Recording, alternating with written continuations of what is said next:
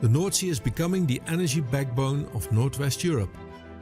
To make it future-proof, strong international cooperation between countries is essential for resilience, efficiency, and the effective use of expertise.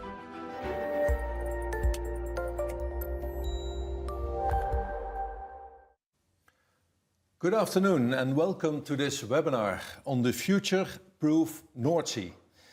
The North Sea is becoming one of Europe's most important energy regions, but many challenges are still ahead that can only be addressed through international collaboration. And that's what we will discuss today, how to build a resilient, sustainable and integrated North Sea energy system together. My name is René Peters, I'm with TNO and I'm your host for today. And actually I'm accompanied by a number of experts in this field. Welcome to you all. To start with, Joris Korneef, scientific lead of also the North Sea Energy Program, working at TNO as a scientist on system integration. You will present a vision later on. Michel Dubbelboer, TenneT, strategic advisor, planner. Welcome to this discussion. Durgesh Kawale from Gasunie, also strategic advisor on the infrastructure developments. And Ruben Prins, policy officer from the Ministry of Economic Affairs and Climate Policy. And we also have an international participant. Great to have you, Robert Seehorger from Aquaventus, Managing Director. Great to have you in this webinar. We will have in this webinar first a keynote presentation by Joris on the future-proof, resilient North Sea energy system. We will reflect with our panelists and have a Q&A. And it's an interactive webinar, so we would like to have your perspective as well. On different occasions, we can have your questions. You can put them in the chat. And our colleague Quintijn Verkoten behind the scenes will look at all these questions and try to get them in this session. And otherwise, we will answer them afterwards. And we will also have a few polls to get your opinion. It's great to see that we have a very diverse audience from many countries, actually around Europe, around the North Sea, but also from different parts in the value chain. So great to have you. And indeed, we encourage everybody to contribute to this discussion and to engage with North Sea, future North Sea collaborations. Let's go to Joris to give us the perspective on the developments of North Sea and the challenges that we are facing. Joris, floor is yours. Yeah, thank you, René. I would like to basically take you a bit along the way of the energy transition in the North Sea. But first I have to start with a little bit on the energy transition that you see for the European Union. So I borrowed this slide from our World in Data. And you can see basically that in the mid last century, we were relying on fossil fuels a lot, oil, coal import, and a little bit of gas production, and also hydro. And that basically that reliance on fossil fuels grew over the past century. And you can see the energy transition only kicking in a little bit in the 90s and the early decades of this century, with renewables like solar, wind, offshore and onshore, biofuels, and other renewables coming into the equation. But still, we rely a lot on fossil fuels and also on import. And why this is so important, and I think Fatih Birol by International Energy Agency explained as well, basically energy is a precondition for sustainable growth. And then you need to look at energy security, reliability, but also affordability of that system. So that brings me also to why the affordability is so important and that our reliance on fossil fuels also has a downside. Of course for the climate, but also for our import cost. Here you can see a graph that we made over the last year. And you can see that we almost pay €1 billion per day on importing fossil fuels. Mainly oil, but also gas in liquid or gaseous form. And in the crisis year of 2022, that was even above €600 billion per year for the whole European Union. So it comes with a cost, this reliance on fossil fuels. And that's why the North Sea is so important, because it is already a basin with a lot of energy production from natural gas and offshore wind. And that's becoming even more important for whole Europe and also for the North Sea countries. And that was also stipulated by the Hamburg Declaration that was signed early this year by the North Sea energy ministers around the North Sea, which they stated that working together on this North Sea is really important for collaboration on projects, in this case also offshore hydrogen production and transport, and focusing on resilience and security of our energy system of the future. And I have to say, it's not just only an energy basin, the North Sea, it is also housing basically a lot of other economic activities for shipping, but also other activities for our food production. And we have, of course, a lot of nature areas. It's actually one of the biggest nature area we have in the European continent. So it's on all those factors a really important basin. I'm going to explain a bit on every energy commodity that we're going to discuss today. So take you a bit into the details. On offshore wind, we already have more than 35 gigawatt of installed capacity in the North Sea countries. And the ambition is to grow towards 300 gigawatt in this century. Of course, that has many challenges, not only in terms of space, but also landing all this energy to shore. And you see that many countries are working on deploying this offshore wind in this map. One other thing I need to mention is that all this wind energy and the electricity needs to be interconnected between the countries. And you can see already that if you want to go towards this 300 gigawatt target, that you need many cables, you need many interconnections, you need many connections between the wind farms, and those connections are truly valuable. They are worth basically a couple of 100 million euros per year if you translate the energy that flows through those cables. So those need to be protected and monitored quite carefully. And that's a lot because in a report settled also on the North Sea Basin, there was an expectation of more than 20,000 kilometers of routes of these cables for electricity in the North Sea domain. And that is a lot of cable to protect also for the future. If you look at natural gas, that is basically now the working energy horse of the North Sea. There's a lot of energy being produced, especially by Norway, but also the Netherlands and the UK and Scotland. They have a fair share of this total production. It's about 1,900 terawatt hours, so that's a big share that's coming from the North Sea. Norway is basically our main provider of gaseous natural gas that's flowing into Europe. And that's very important because we rely for 2/3 on import, and basically Norway is our biggest supplier for this gaseous form of natural gas. That also entails a lot of kilometers that we need to protect in terms of pipelines, but also production assets for the future. As I mentioned, it is very challenging to bring all the energy to shore as electrons if you go towards 300 gigawatts of offshore wind. So hydrogen conversion, either near the coast, in coastal clusters, or even offshore, is being deployed, especially the onshore first and later the offshore hydrogen production assets. And what you can see here is that especially Netherlands and Germany, they're big consumers of hydrogen. About 4.5 megatons of hydrogen is currently being consumed in the North Sea countries. And that's about half of the whole European continent in terms of consumption. And a big part in the future should come from renewable or low carbon hydrogen. So that could be green hydrogen produced from electricity, or blue hydrogen produced from natural gas, and there the CO2 is being captured, transported and stored in that same North Sea basin. So hydrogen is very important for the future, for flexibility. Now that role is being taken by natural gas, basically, to be our seasonal but also daily flexibility provider. And for the future, hydrogen could take part of this role in the North Sea basin. Brings me to the last commodity that is quite important to introduce to you.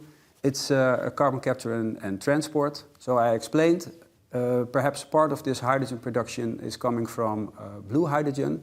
There are already plans announced for several tens of gigawatts of equivalent production of this blue hydrogen. And that produces CO2 that you need to capture, transport and store beneath the ocean in depleted gas fields or in aquifers. And the benefit is that we have a lot of this storage potential in the North Sea. Norway is already having a lot of experience in storing CO2 in the subsurface already since the 90s of the former century. And a lot of projects and plans are progressing in the North Sea domain, looking for attaining the 50 megatons of CO2 target that the European Union has set. And a part of this target should be deployed in the North Sea basin. If you look at growth potential for carbon capture and storage, there are targets moving into the hundreds of megatons of CO2 being stored in the North Sea. That is perfectly fine, as we have many billion tons of storage capacity available in our basin. So to summarize this in one slide, it is a basin with critical infrastructure for Europe. So we have natural gas that's valued around 1,900 terawatt hours of energy being produced every year. It is in decline, but that's still a huge chunk of our energy supply in Europe. And that's roughly a value of 75 billion euros per year. So that is an infrastructure that we should carefully monitor and secure for our energy resilience. If you then move to electricity and or partially being transformed into hydrogen and transported between the countries, then you look at around 1,100 terawatt hours of electricity production in the future, if we reach the plans. And that's equal about 60 to 90 billion euros per year in terms of money, depending on the electricity price you assume. And that requires roughly more than €1 trillion of investment in offshore wind, offshore hydrogen, cables, pipelines, to secure that energy and bring it to the onshore clusters. So that's also a huge infrastructure that we should monitor and secure. And then lastly, the carbon capture and storage market. For this webinar, I put roughly 100 megaton per year in the future at €100 per ton. That's also equal to about €10 billion market per year. And that's also something we should carefully protect, because if you disrupt the carbon capture and storage chain, you also disrupt our economy and the onshore, basically CO2 capture processes that are relying on this transport and storage chain. So all in all, it's a basin with a lot of value for the North Sea, but also a lot of value to protect for the future. And that's also why at TNO we have set this into 4 thematic challenges that we really want to focus on in the next years. It's system integration, so aligning these energy transitions and get the best out of working together between those energy transitions. Spatial synergy to avoid conflict between other uses of the North Sea and also of nature, of course. Resilience and security, we mentioned it a couple of times, it's super important, is of high value for Northwestern Europe and the European continent. And to reach that all, we really strive towards international coordination and collaboration, as we do in some of the example projects that you see here on the right. And with that, I want to give back the floor to René. Okay, thank you very much, Joris. I think it's quite clear there's a huge value of this North Sea for the future energy system, but even for the existing energy system with natural gas, which is still very important for our energy system, of course, and our self-dependence on energy. But in the future, it's also about billions investments for wind, for CCS, and the importance potentially for hydrogen. Yep. So we're talking about important things here, but you also mentioned clearly, I think this is something which needs international collaboration and coordination.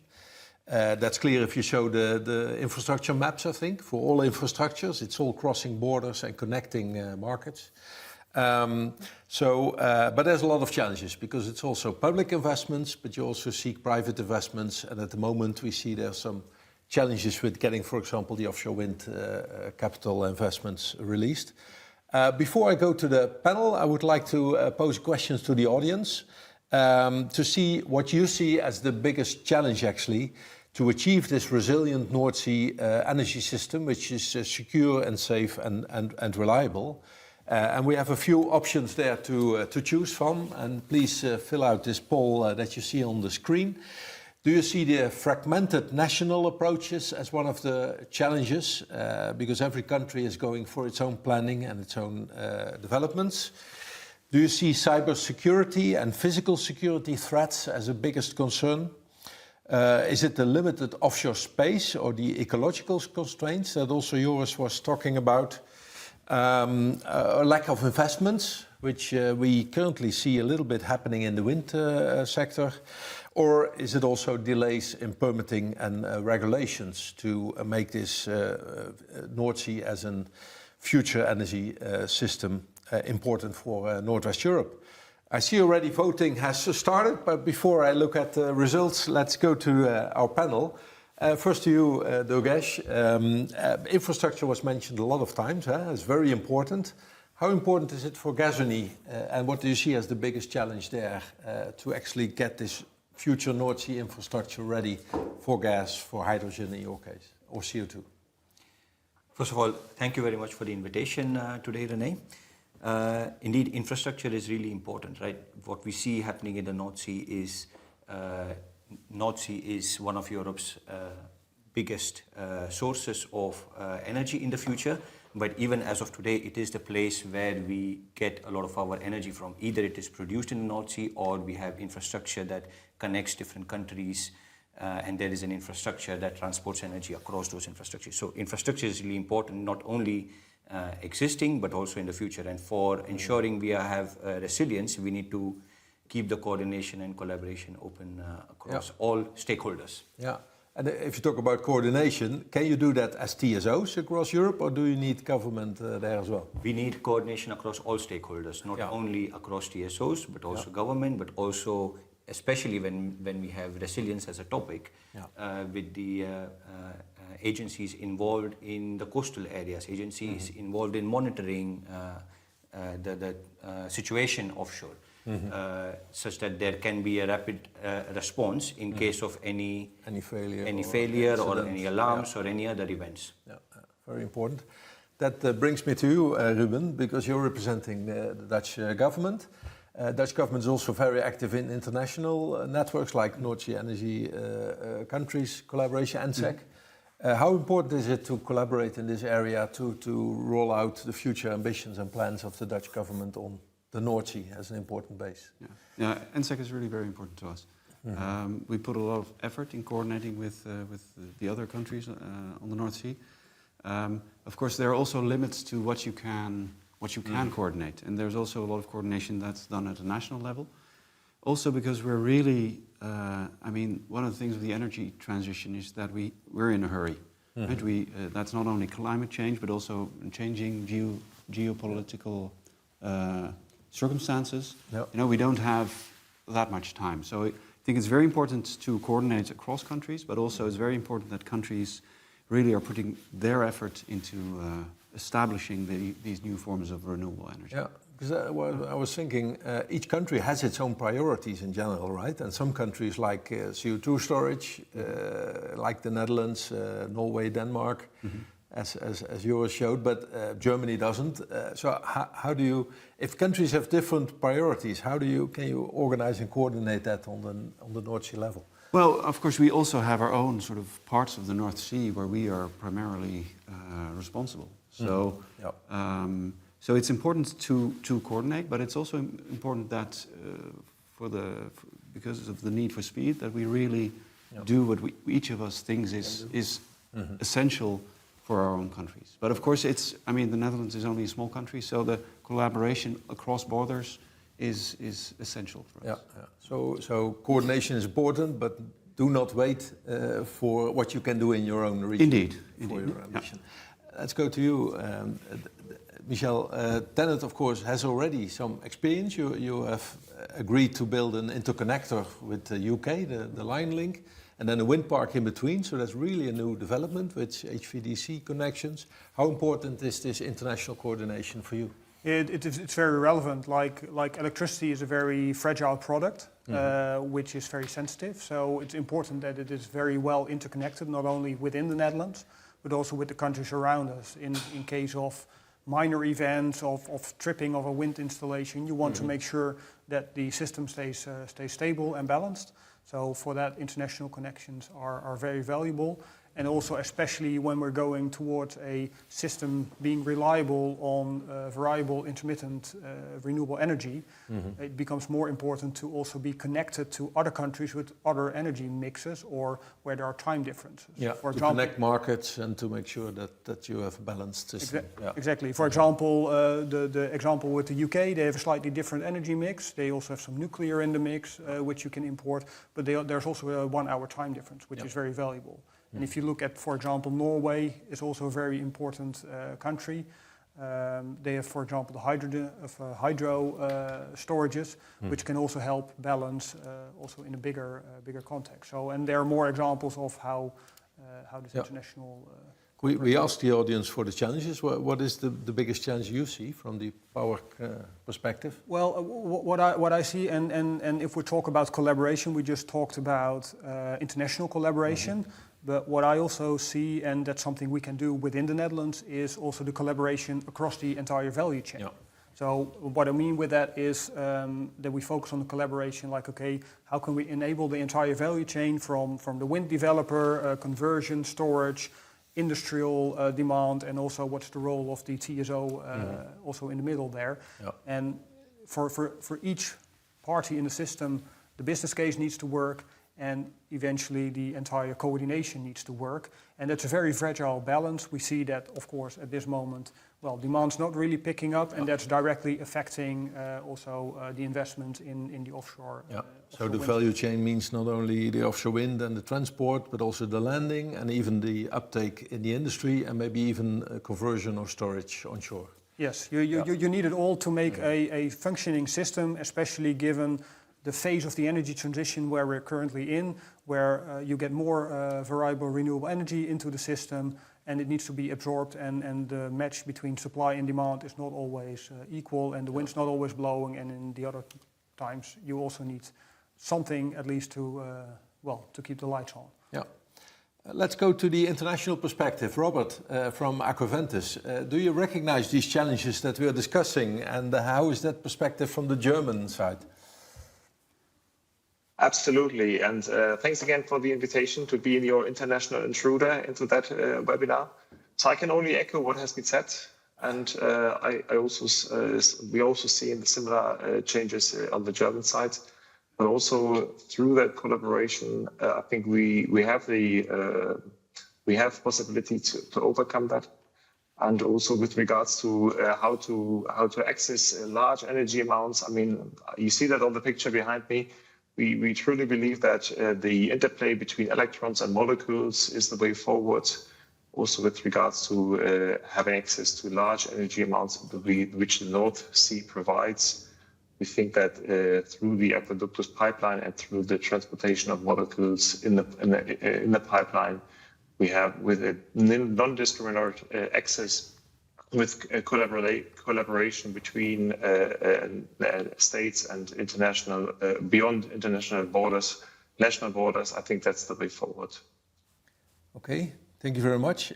Meanwhile, we got a response from our visitors on what they see as the most critical risks and biggest challenges, actually, and that is the fragmented national approaches. So every country focuses and plans its own development of wind parks and infrastructure and CCS storage, and there's not much international alignment yet. Now, Rumi, you said that doesn't have to be that bad. Let's first start on what you can do nationally and then meanwhile discuss internationally.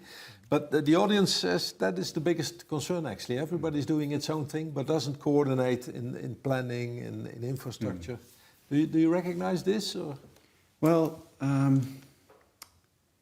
it's interesting to hear that that's what people, that's the opinion. Because 36%, I should say. 36%. Not all. Okay. Yeah. Yeah.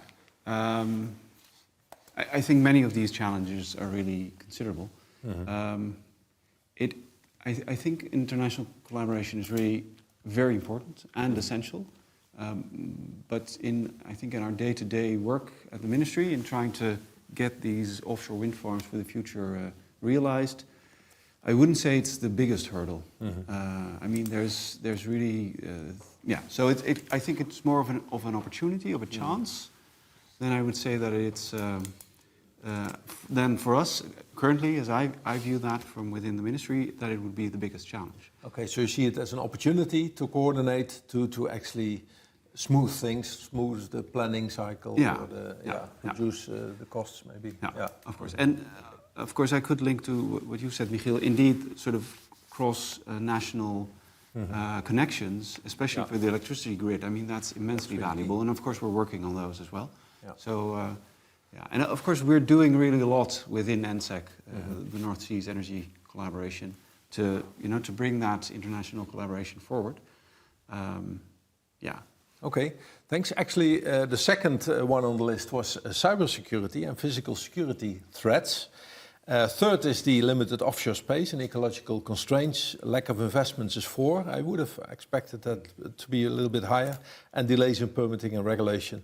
Now you mentioned this physical threat issue for pipelines. It's an issue for gas pipelines, which you have an interconnector as Gasunia with UK, BBL. You mentioned it. It's recognized by the audience as well. What can you do about it? No, absolutely right point there. It's an issue that affects not only pipelines, but basically all infrastructure. Also the cables would be subject to this. I think what's important here is that there is good cooperation between all parties, so all public-private parties here. Public parties such as government, but also the agencies in charge of monitoring for threats, and private parties who are operating assets. And in this cooperation, it should be clear on who has what responsibility and who is going to share what information in an event of a threat. And when we can only prepare for these threats and cybersecurity is when we have a very clear framework of how we are going to behave, operate, when there is one, so that we can have maximum preparation. Yeah. And that's something that we can start tomorrow, right? We don't need to wait for a long time to do that. It's achievable. It's just get all the stakeholders on one room. Yeah. It's important for the gas and hydrogen pipelines. It's of course also important for the electricity grid. I think it was mentioned earlier that security by design is an approach that you can take. So can you design in your design of your infrastructure take resilience and safety and security into account? Maybe I can link it to a question that was asked by John McCrane, I think his name is, in our audience. To you, Michel, they say, can the market actually accommodate these future plans? And he mentioned 30 gigawatt of offshore wind, but of course the plans on the longer term are even much bigger. Can the European grid actually handle that? Is that realistic? Well, there's a difference between what you can build and what is in a climate goal. So there's also a bit of a scenario reality every once in a while. Yeah. And I think it's very important also to maintain political and also support from the general public in realizing these targets. What you see is like there's currently a discussion ongoing and that has to be concluded still about how much offshore wind can be realized. And of course there are supply chain constraints, there's people that you need to scale up all kinds of activities. And at the same time, you also need to have the demand in place and also the flexibility in place to accommodate. So the whole onshore uptake of the power. Yeah, so it's basically coming back to what I said before. It's about the coordination also within the entire value chain. What you've seen up until now is that within each separate segment, you could do a lot of work in order to decarbonize. You've seen it with the offshore wind. It has been pushing out gas, coal, etc. But now you're reaching a point where in a lot of hours you basically don't have any demand. Or it doesn't have any value anymore. Yeah, and of course that affects business cases. And that's a natural situation in this phase of the energy transition where we need to find new ways of cooperating and making sure that we enable these investments in order to facilitate this rollout. And some countries reach that point earlier than other countries, but in the Netherlands we are in, just like Denmark, in a phase where we're already pretty far and already have electrified a lot. So actually it's also a luxury problem, so to say, because we already did a lot of... So would you say in the Netherlands, we don't have reached that point yet, that it becomes a problem to introduce all that intermittent wind into the system? Well, the onshore system is being expanded. With a lot of investment plans, they are all based on this roadmap. Mm-hmm. Well, the existing roadmap is let's say 21, 23 gigawatts of offshore wind. There's discussion about the follow-up of that. But at TenneT, we at least have everything in place to facilitate this entire roadmap with the offshore part and also enabling the onshore part. But what we see is like in the scenarios that we use, you also assume a certain amount of flexible demand or an increase in demand. And that's where you, at this moment, see part it's of like the flexibility behind, right? and part of the industrial electrification is staying behind. And that, of course, affects the rest of the agenda. Yeah. So in the Netherlands, the lack of electricity demand growth and the lack of flexibility capacity actually is hindering the introduction of more offshore wind. It's part of the entire value chain, as I just said, and yes, that's at this moment it's the weakest link, I think. Maybe then coming to innovation, Joris, and that's what you are about, right? In TNO, you did mention also hydrogen and offshore hydrogen as a means to get all the energy to shore. Actually, we do have a question around that as well from Joyce Bosman about hydrogen infrastructure. Well, it's a question that many people ask. We have all this gas infrastructure. Can we repurpose it for hydrogen? Are there boundary conditions? I could also ask you, Durgesh, but let's start with you. And where does offshore hydrogen come into play? Yeah, it's a very good question, and also links to discussion with Michel and the answers. So, but what you see from the scientific literature, for example, is that if you move into the cheapest energy system for Europe and Northwestern Europe, basically energy system models, they really favor offshore wind. But at a certain moment that the offshore wind, it's very difficult to land all the energy in the onshore clusters and also bring it then back to the hinterland in the rest of continental Europe. So that's why in most future energy scenarios also offshore hydrogen has a role to play. And typically, if you look into those energy scenarios from 150 gigawatt of offshore wind, then in some energy models and scenarios, offshore hydrogen, that's really bigger. And that's also why we are studying it in the Netherlands and even piloting it with the Poseidon project, a 1 megawatt pilot at an existing gas platform, where the concept is being tested. And also plans for further scale-up. In the Netherlands, it is paused at the moment, but still knowledge and innovation developments are ongoing, and plans are being studied for feasibility studies for offshore hydrogen in the Dutch continental shelf, but also with Robert in the offshore part for Germany. Yeah. And the reason is that basically on an energy system level, it's a very good idea to look at offshore hydrogen.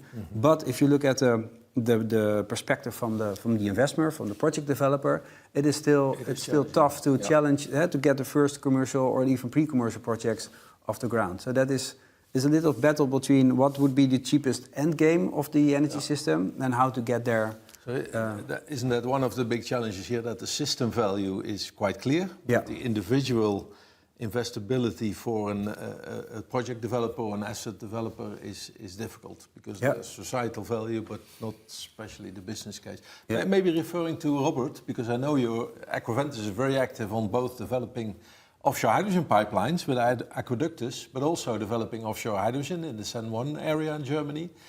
Where do you see there the biggest challenge, and is it similar to what Joris was mentioning there? Yeah, exactly. I think what Joris has been said, but also what Michel has been said. I think in the end, what we need a sound and intact offshore wind industry in order to produce offshore hydrogen. So the one can't go without the other. And therefore, we are lobbying very much for an integrated and a three-step approach, progressing first of all with the pilots to demonstrating the proof of concept. And then also in the Sen1 area, that is a larger scale demonstrator to demonstrate the offshore sector coupling. So basically the interplay of the electrons and the molecules. So also we need the electrons in order to operate the electrolyzers offshore, and they come, as you said, as a greater cost. Everything offshore is more expensive than onshore. So therefore we really have to test and to verify the interplay between the electrons and the molecules, and therefore the San area is the best place to be. And that's what we are progressing. And I think the German government we are in the consultation phase right now to iron out what are the next steps and how to integrate that in the best way forward.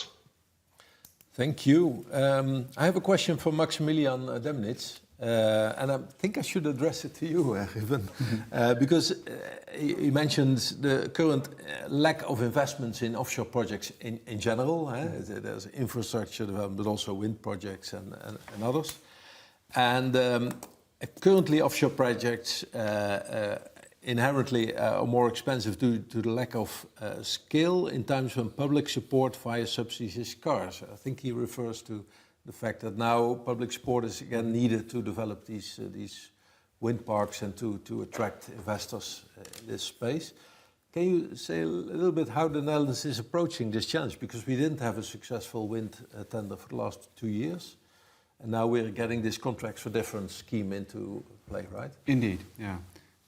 So I think it's also important to say that the development on the demand side is key as well. It's also very relevant. So yes. it's I mean, we as a government we can work with subsidies or contracts for difference, but it's also the development of the demand that has to sort of be in step with the amount of supply that that can be usefully generated. Indeed, we will. Our wind tender at the end of this year will use a subsidy scheme. Yep. And from next year, we'll work with contracts for difference. So sort of guaranteeing a minimum price for wind parks, but also if the prices are high, taking part of that. And is that considered as the successful means to get the investments going again in offshore in general? Yeah, so I think that's a way of sort of decoupling between so we can sort of build out supply in a sort of steady fashion and provide certainty in that respect, while on the demand side, the demand also has to grow considerably. But by providing these contracts for difference, you can sort of decouple them sort of temporarily at least, where an investor can say, okay, with this minimum price, I can step in, and at the same time, of course, the demand for electricity has to grow as well. Indeed. So we're also investing on that side, but it's really key to keep those build both, but you can never really get them exactly in sync, and that's where the contracts for difference come in. So you can sort of decouple them at least for a while. Indeed. Yeah. Because I was wondering, isn't that one of the biggest challenges to keep the demand and the production balanced in the growth that there is? I think so if I would have to answer this poll question, I would have said it's really keeping sort of supply and demand, increasing both simultaneously. Those are both incredibly complex transitions. That with sort of and also under time pressure. So it's really an incredible feat to get that done. And the contracts for difference and for this year still the subsidies help us in sort of making that the link doesn't have to be that strong. Okay. Good. Let's see. There's a question from Floris Luger. I think I have to address it to Joris again because you mentioned it as well. The spatial constraints that we have. And you showed the plans for CCS. You showed the plans for hydrogen, for wind, still gas, maybe storage in the future. Even floating solar is being developed in the Netherlands.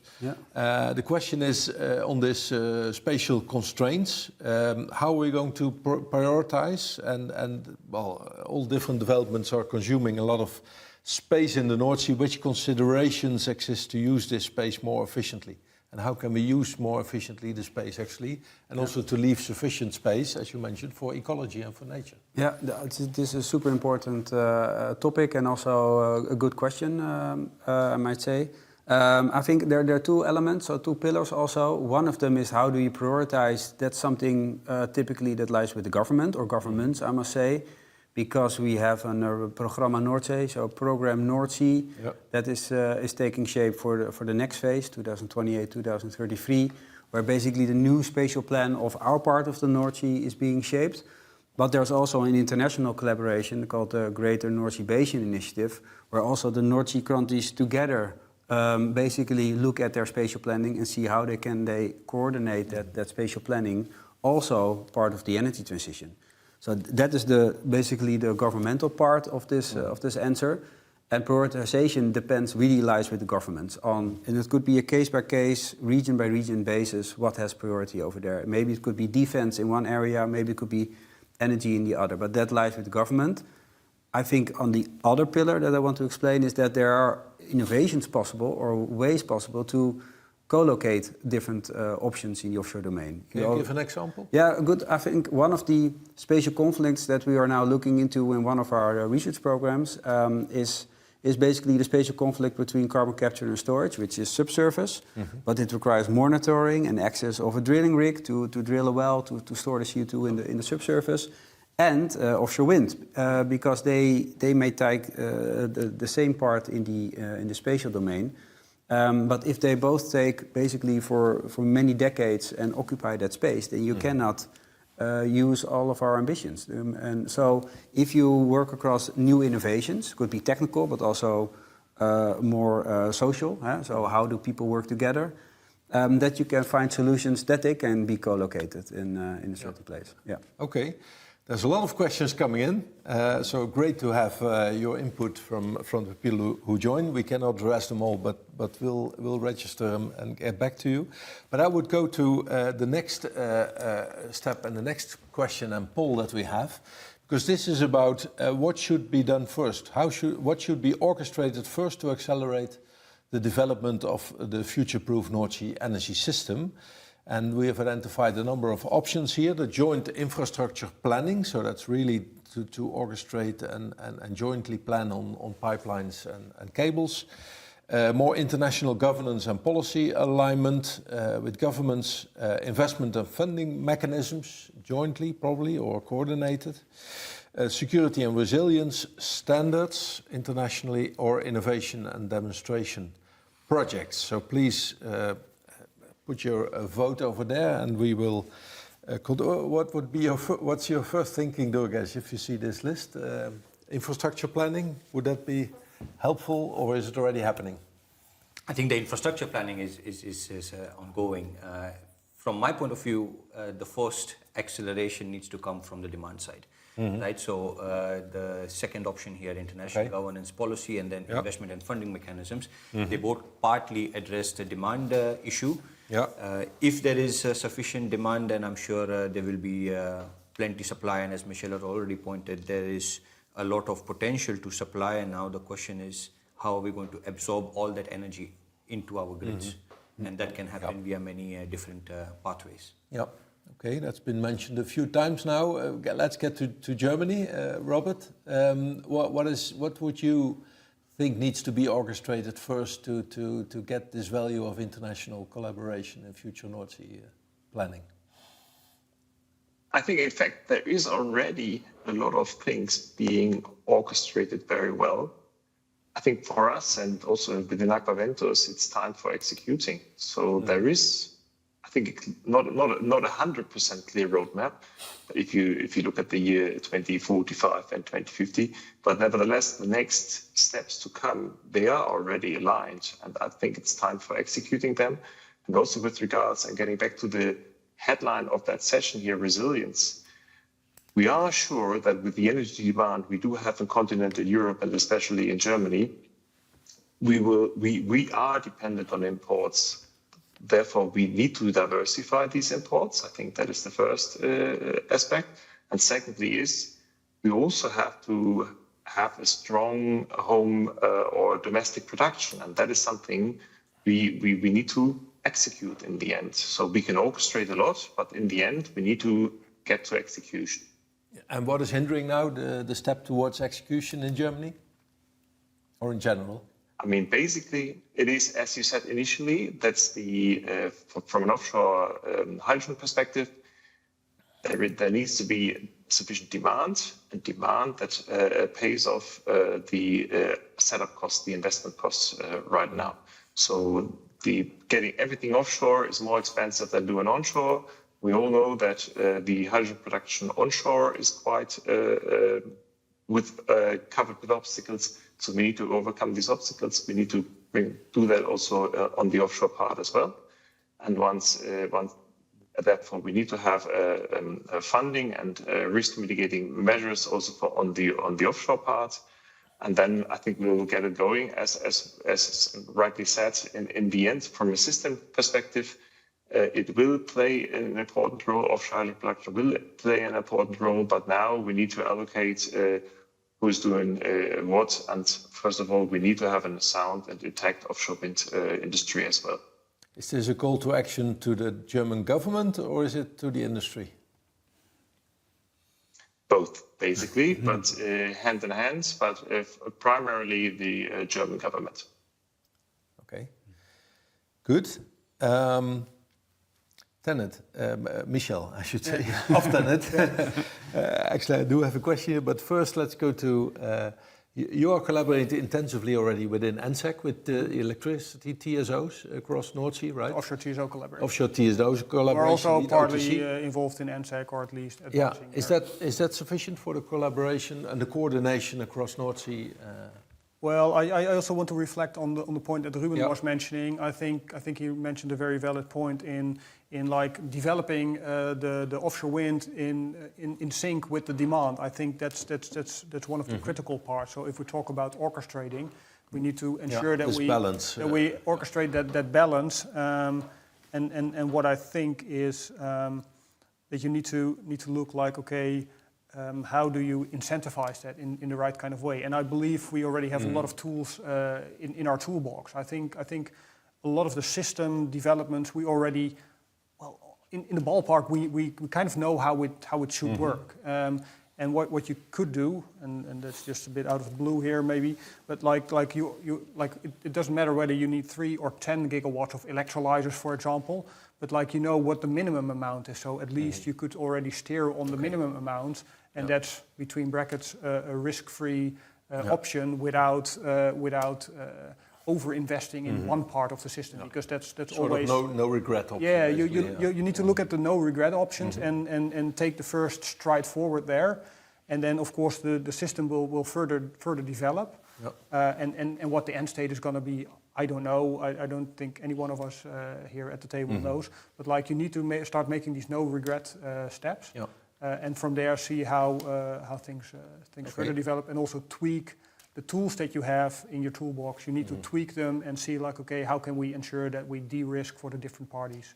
And that it triggers the right investments that are needed for the system to operate, right? There's a very specific question which I'd like to address to you as well from Sjaak Scholte. And it's about new developments for offshore, which also needs this connection to the HVDC stations of TenneT. And that's about offshore hydrogen installations, large scale, gigawatt scale, but also offshore data centers, which is being discussed now in the Netherlands, but probably elsewhere across the North Sea as well.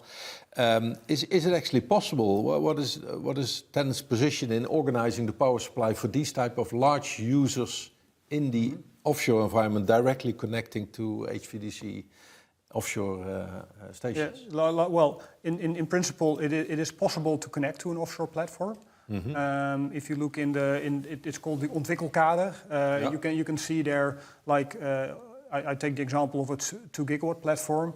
Then there is for every wind developer, there's a number of slots available, and then additionally there are, if I'm correct, in the next phase there will be 2 slots at least available also for additional or offshore clients, as we call it. It's called a client connection, and in principle you can apply for such a connection, and whether that's then going to be an electrolyzer or a data center, like we don't discriminate there. So if you adhere to the client connection agreement, and you can manage that, and it works, then you can connect. Is it considered a contribution to the solution of the challenge that you have, or is it also misschien adding a burden? Let's say if you look at a data center, which is considered a baseload. It's a difficult question. I don't know exactly yet, but like if you look at it. I take the data center in this case, which is a baseload kind of client. And if you connect it directly to the offshore wind farm, what you see is then it does need to have power from shore as well. So then there will be a need also to bidirectional. Well, I don't know how it works out, but then there needs to be a power plant somewhere or something stored in order to provide that energy. Yeah. I don't know how that would work in reality at this moment and what kind of concept they would be intending to do. But it is a development that's ongoing. They have deep pockets.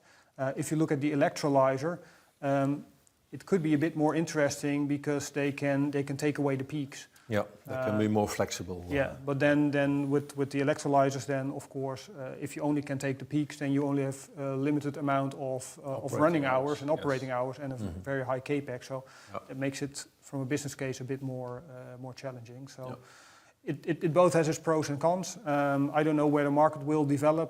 We have client connections, and that's something we foresee also for the future. Do you see it happening, and when? Which development, the data centers? Both offshore hydrogen and the data centers?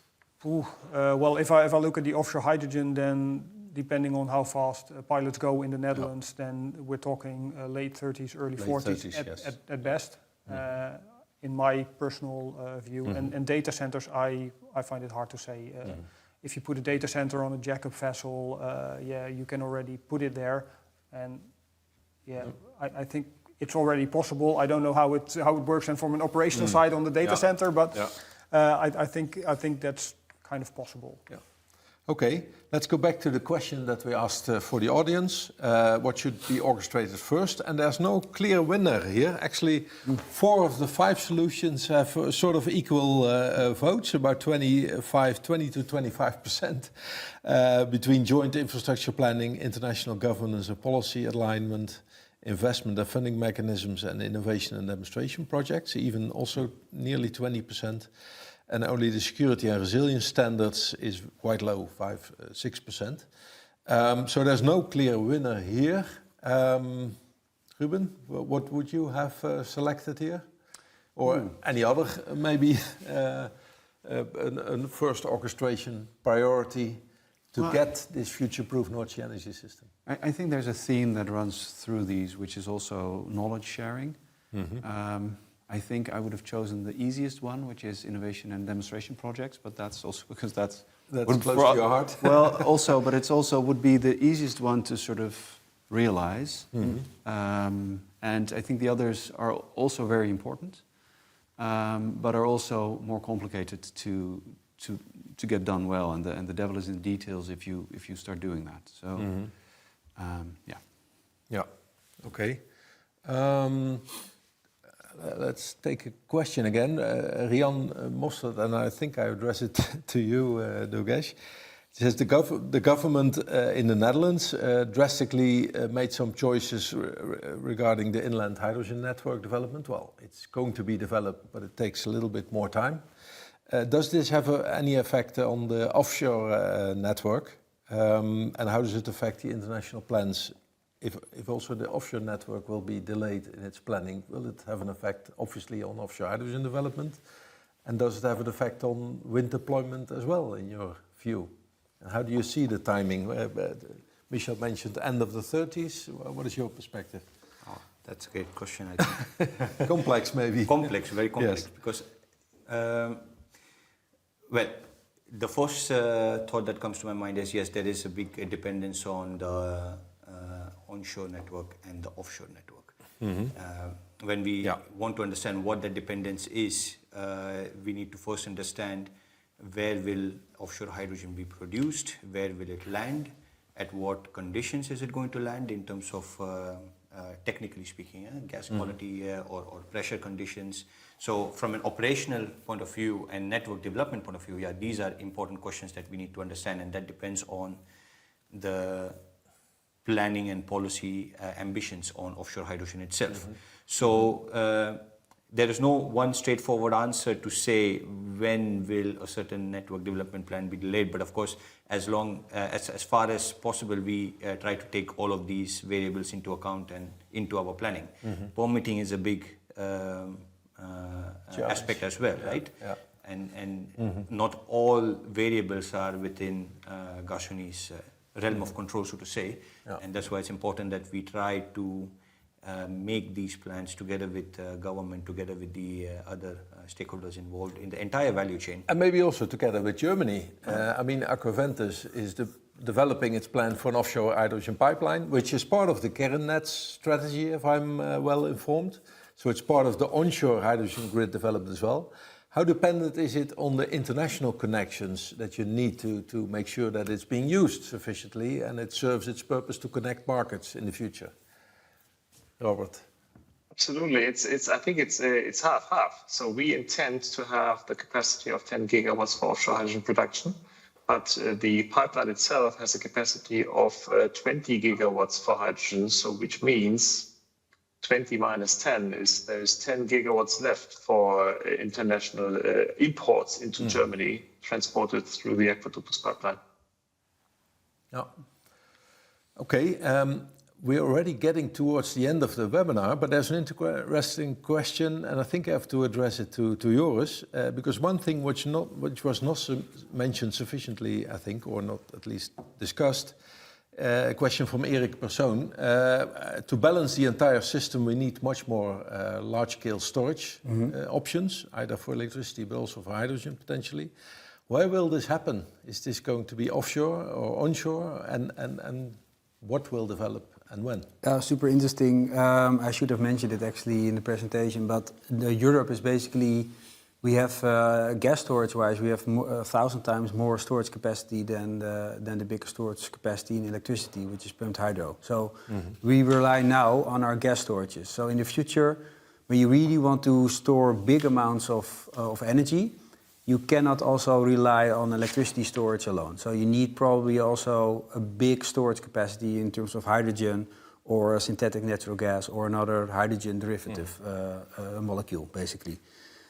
We studied offshore hydrogen storage in the subsurface, in depleted fields and in caverns. And I must say, Gasunie is of course working on subsurface storage in caverns onshore. We studied it also for the offshore. In the North Sea Energy Program, but we found out that it is really, really expensive. Yep. So you really only going offshore, basically, with offshore hydrogen storage if you see limits in the onshore deployment of hydrogen storage. Okay. So that's typically what we found so far. It's not impossible. Technically, it's doable. There are some examples that you could do it, but it's technically complex. And it is very costly. Okay. Yeah. So you do need it. It's extremely important, but preferably onshore first. Hydrogen storage, preferably onshore, starting in caverns, and then later in depleted fields and other storage options. Yeah. Okay. Thank you very much. We are approaching the end of this session. Although there's a lot of questions in the chat, and we'll capture them and we'll report them by the people who have stated this question. But we have to conclude this webinar. So I would like to thank you for your contribution. Now, this as a wrap-up, you can read it. I'm not going to go through all the details, but I think we can conclude that a future-proof energy system is not emerging by project or country by country. We need strong international collaboration, coordination, and joint investments, especially infrastructure, to make it happen. And the North Sea is one shared energy system, and our future depends on it, because we want to be more or less dependent from outside Europe for our energy supply, and also to make our energy system cleaner and reliable, and help the industry to decarbonize. The good news is that we have a lot of organizations also in Europe who can make it happen. And realize the future North Sea as we see it. But we need all of you, all our viewers as well, to collaborate and to work with us on this. And we invite you to stay connected, actually, because we want to continue this dialogue, and we invite you to join us to strengthen the collaboration across the North Sea. If you'd like to explore further options, future collaborations, please fill out the form that we issue. If you have any project idea, any use case, any collaboration opportunity, please leave it in the chat or in the note, and we will get back to you If you want to stay connected, also connect to our newsletter. If you find the discussions valuable today, then please take a moment to complete the short feedback form, which should be displayed on the screen. We very much appreciate your feedback, your constructive responses, questions and remarks. The webinar will be available online via the TNO website to view it again. And we would like to invite you to stay connected to this network and to also our collaboration programs such as the North Sea Energy Program.